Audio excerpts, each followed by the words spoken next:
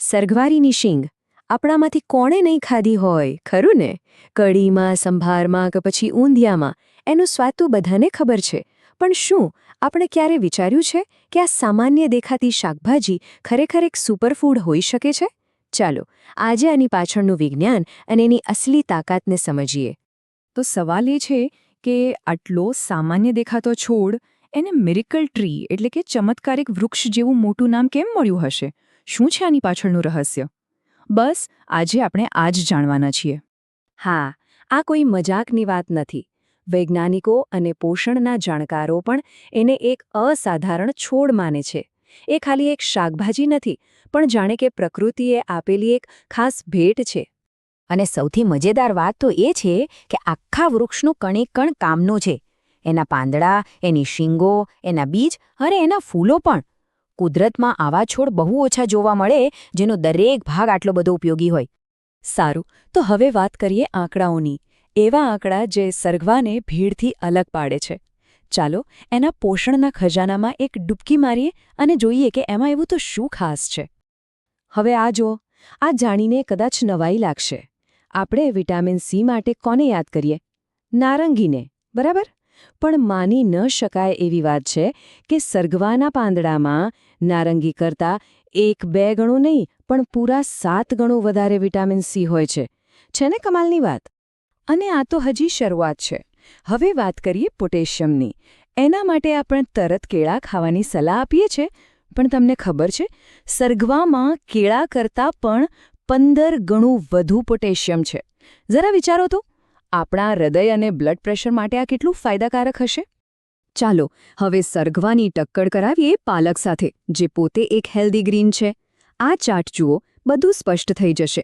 Protein હોય, calcium હોય કે પછી આયર્ન, ત્રણેય બાબતોમાં સરગવો પાલક કરતાં ઘણો આગળ છે. અને કેલ્શિયમ તો એટલું બધું કે દૂધને પણ ટક્કર મારે. અને આ બધાનો સરવાળો, આ એક જ આંકડો બધું જ કહી દે છે. સરગવામાં 92થી પણ વધારે પોષક તત્વો છે, 46 જાતના એન્ટીઓક્સિડન્ટ છે અને લગભગ બધા જ જરૂરી એમિનો એસિડ પણ છે. બસ આ જ આંકડા એને સુપરફૂડનો તાજ પહેરાવવા માટે પૂરતા છે. તો આટલા બધા પોષક તત્વોની વાત તો કરી, પણ આ બધા આપણા શરીર પર કામ કેવી રીતે કરે છે? એનાથી આપણને સીધા શું ફાયદા થાય છે? ચાલો હવે એના પર નજર કરીએ. જો સીધી વાત કરું તો સરગવાનું નિયમિત સેવન આપણી રોગપ્રતિકારક શક્તિને એટલે કે આપણી ઇમ્યુનિટીને બૂસ્ટ કરે છે.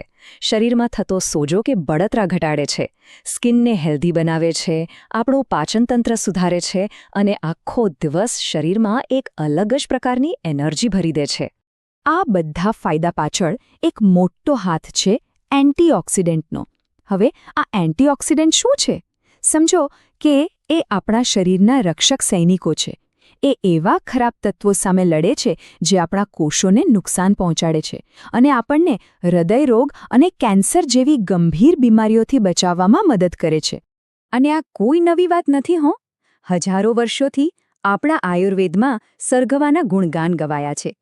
અને હવે લેટેસ્ટ સાયન્ટિફિક રિસર્ચ પણ એ જ વાતને સાબિત કરી રહ્યું છે.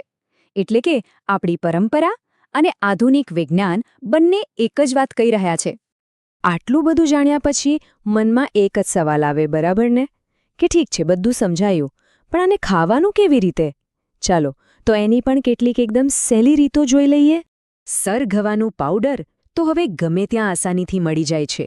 તો બસ સવારે સ્મૂધી કે જ્યુસ બનાવો ત્યારે એમાં 1 ચમચી નાખી દો, અથવા તો તમારી રોજની દાળ, સૂપ કે શાક બની જાય પછી ઉપરથી ઉમેરી દો. અરે, સલાડ કે દહીં પર પણ છાંટી શકાય છે. એકદમ સિમ્પલ. અને જો તાજી શીંગો મળતી હોય તો પછી તો શું કહેવું! આપણા ગુજરાતી શાક અને કઢીમાં તો એનો ઉપયોગ થાય જ છે. સાઉથ ઇન્ડિયન સ્ટાઇલ સંભારમાં પણ એ બહુ જ સરસ લાગે છે. અને હા, એનું સ્વાદિષ્ટ અથાણું પણ બનાવી શકાય છે. કેટલા બધા વિકલ્પો છે! તો આટલી બધી વાત પરથી એક વાત તો સ્પષ્ટ છે. સરગવો ખાલી એક સુપરફૂડ નથી, એ તો આપણો વારસો છે, આપણી પ્રકૃતિનો એક એવો હિસ્સો છે જે સીધો આપણા સ્વાસ્થ્ય સાથે જોડાયેલો છે. એક બહુ સરસ કહેવત છે કે જેની પાસે સ્વાસ્થ્ય છે તેની પાસે આશા છે, અને જેની પાસે આશા છે તેની પાસે બધું જ છે.